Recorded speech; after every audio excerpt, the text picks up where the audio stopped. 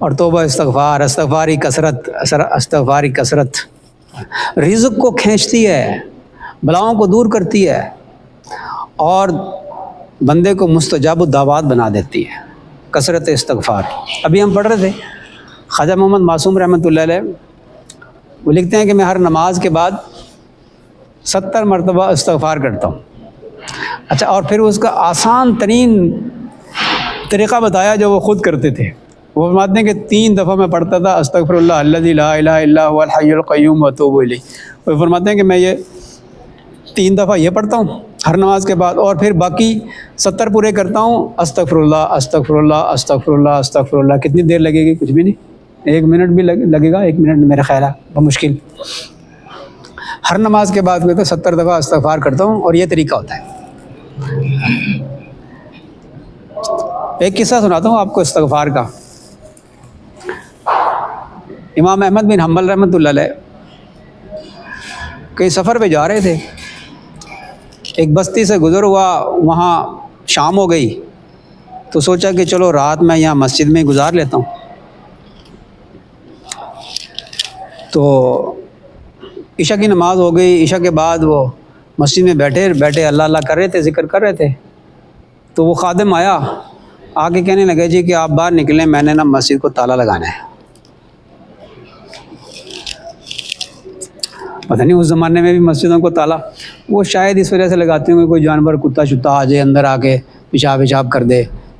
قیمتی چیزیں تو نہیں ہوتی تھی نا، اب تو ہے نا کہ ہمارے یہ گلوب اتنا مہنگا ہے، قیمتی ہے کہ چور آ کے یہ اتار کے لے جائے رات کو۔ مسجدیں تو آباد نہیں ہیں ہماری، مسجدیں آباد ہوں تو کیوں تالا لگے، رات کو بھی اب عبادت کرنے والے ہوں۔ تو اس نے کہا جی میں نے تالا لگانا ہے، آپ باہر نکلیں۔ وہ نکل کے باہر بیٹھ گیا۔ اس نے کہا نہیں جی یہاں سے بھی نکلیں، وہ سین میں بیٹھ گئے۔ بولی نہیں یہاں سے بھی نکلو، باہر نکلو۔ وہ پہچانتا نہیں تھا۔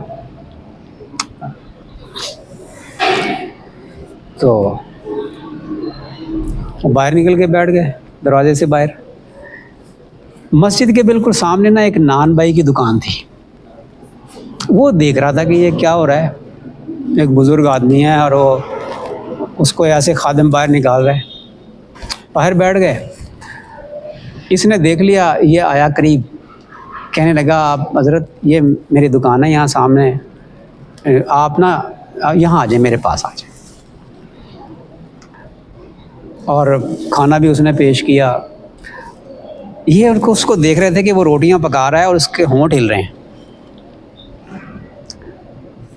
کچھ دیر تک اس کو دیکھتے رہے، پھر اس سے پوچھا کہ ایک بات بتاؤ، میں دیکھ رہا ہوں کہ تم روٹیاں پکا رہے ہو اور تمہارے ہونٹ نا مسلسل ہل رہے ہیں، تو کیا پڑھ رہے ہو؟ اس نے کہا جی میں استغفار کرتا ہوں، میں کثرت سے استغفار کرتا ہوں۔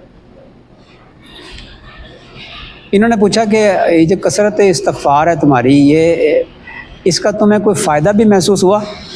اس نے کہا ہاں جی، میں جو دعا بھی کرتا ہوں اللہ قبول فرما لیتا ہے۔ انہوں نے پوچھا کہ کوئی ایسی دعا بھی ہے جو تیری قبول نہ ہوئی ہو؟ اس نے کہا کہ ہاں جی ایک دعا ہے جو میری ابھی تک قبول نہیں، بڑی دیر سے مانگ رہا ہوں۔ کہ کیا؟ میں یہ دعا مانگتا ہوں کہ اللہ مجھے امام احمد بن حنبل رحمۃ اللہ علیہ کی زیارت کروا دے۔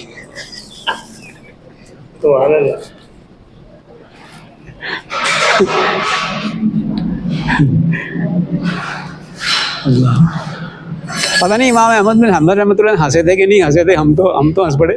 تو وہ تو سنجیدہ بزرگ تھے نا، بڑے سنجیدہ بزرگ تھے، ہماری طرح تھوڑی ہنستے تھے۔ انہوں نے فرمایا کہ تیری یہ دعا بھی قبول ہو گئی ہے، میں احمد بن حنبل ہی ہوں، اللہ نے تیری دعا ایسے قبول کی کہ مجھے گھسیٹ کے تیرے پاس لے آیا۔ اللہ ہاں، صرف یہی بات نہیں ہے، وہ حضرات کھانا پینا بھی حلال اور پاکیزہ کرتے تھے۔ ہاں، حلال رزق والے کی دعائیں قبول ہوتی ہیں۔ استغفار بھی کثرت سے کرنا، اور حلال رزق ہو، درود شریف کثرت سے پڑھنے والا، اس کی بھی دعا قبول ہوتی ہے۔